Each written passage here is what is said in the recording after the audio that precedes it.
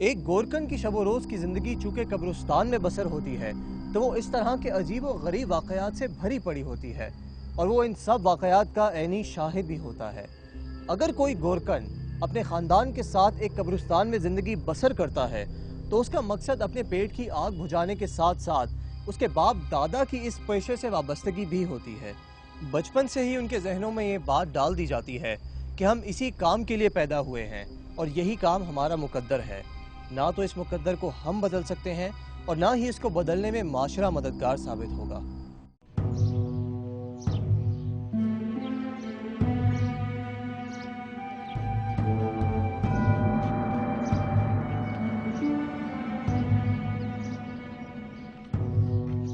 अस्सलाम वालेकुम। वालेकुम सलाम। गोरकन जी गोगन भाईजान कब्र खुदवानी थी। खोद देंगे जी, सारी जिंदगी कब्रें ही खोदी हैं। किसी कब्र है? बच्चे की, बूढ़े की?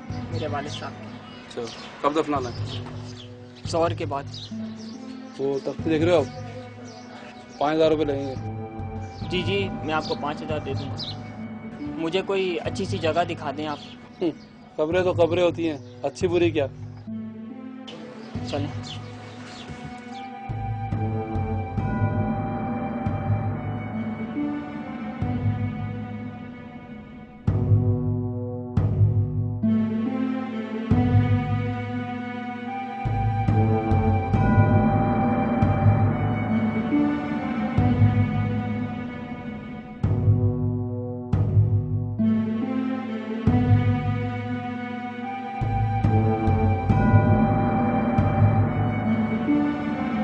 ये जगह सही है? ये जगह थोड़ी सी बेहतर लग रही है मुझे। बस अभी इधर हम काम शुरू करते हैं सही। और 5 घंटे में तुम्हारा कब्र तैयार हो जाएगा। तो आप फिर स्टार्ट करो काम। ठीक है। मैं फिर चक्कर लगाता हूँ। इकबाल नामी शख्स के वालिद जो कि एक बिल्डर थे, उनकी कब्र खोदने के दौरान मैंने कुछ ऐसे मनाज़र देखे जो आज से पहले मैंने कभी नहीं देखे थे। पहली कब्र जब मैंने खोदी तो उसमें बहुत ज़्यादा झाड़ियाँ थीं। दूसरी कब्र में पथरीली चट्टानें और फिर कीचड़ से भरी हुई कब्र।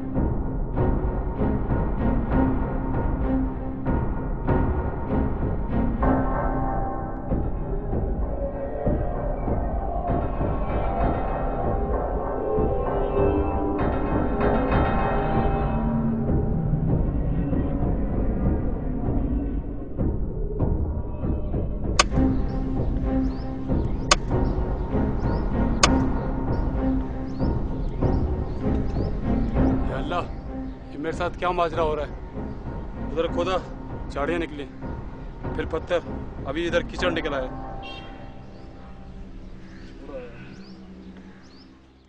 इकबाल ने मेरी बताई हुई वजह को ठीक करार दिया और बताया कि इसके वालिद को अगर कोई जगह ज़मीन पसंद आ जाती तो वो इसको हर हाल में हासिल कर लेते, चाहे इसके लिए दौलत, ताकत, असर वसूख, जायज़ नाजायज़ या किसी भी तरह का ज़रिया इस्तेमाल करना हो।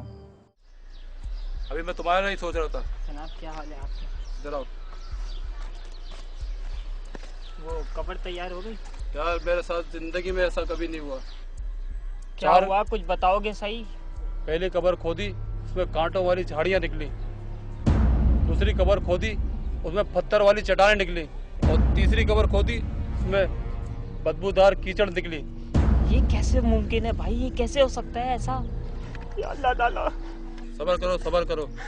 मैं क्या करूं? सब्र करो। मुझे लगता है कि तुम्हारे बाप ने जिन जमीनों का इस्तेमाल किया, दौलत कमाई, वो जमीन उसको एक्सेप्ट नहीं कर रही है। हौसला रखो मेरे भाई। ऐसा करते हैं, कब्रिस्तान के वीराने में एक जगह है, शायद वही जगह उनके लिए हो, वहाँ खोदते हैं कब्र। चलो चलते हैं। क्या मेरे बाप के नसीब में वही वीराना शायद? आओ। अल्लाह ताला के हुकूक की अदायगी में अगर हमसे कोई कोताही हो जाए तो वो बड़ा गफूर रहीम है, माफ़ कर देता है। लेकिन अगर किसी इंसान के हुकूक में हमसे कोई कोताही हो तो अल्लाह ताला तब तक माफ़ नहीं करता जब तक इंसान खुद हमें माफ़ ना कर दे।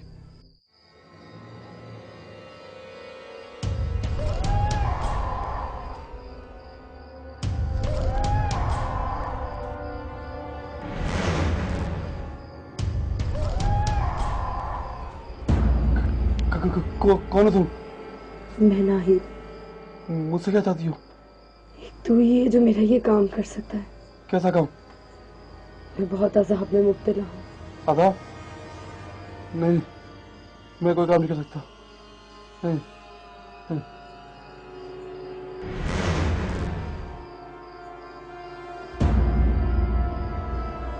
बस थोड़ा वक्त निकाल कर मेरी कहानी सुन और मेरी थोड़ी मदद करके इस अज़ाब से निजात दिला दे। और मैं एक दौलतमंद सेठ, अमानत की अकलौती और बिगड़ी हुई औलाद थी।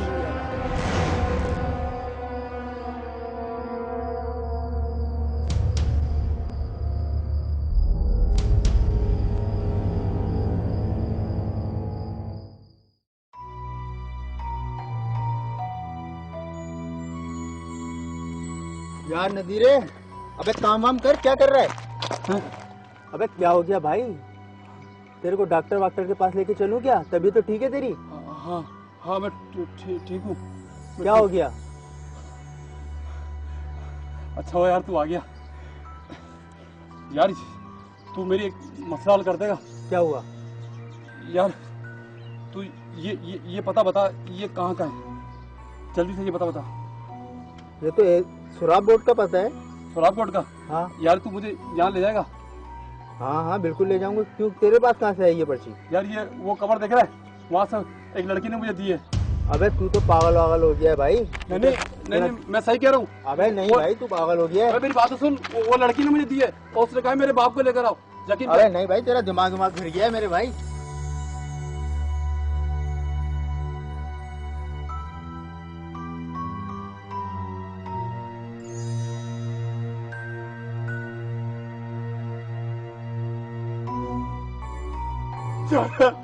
या अल्लाह मुझ पर रहम कर।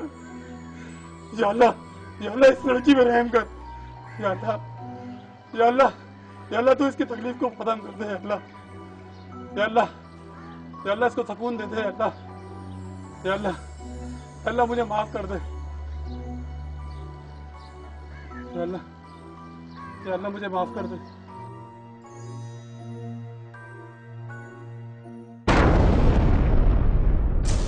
लगता है कि इस थप्पड़ को खाने के बाद ही तुम मेरे कमरे से बाहर जाओगे।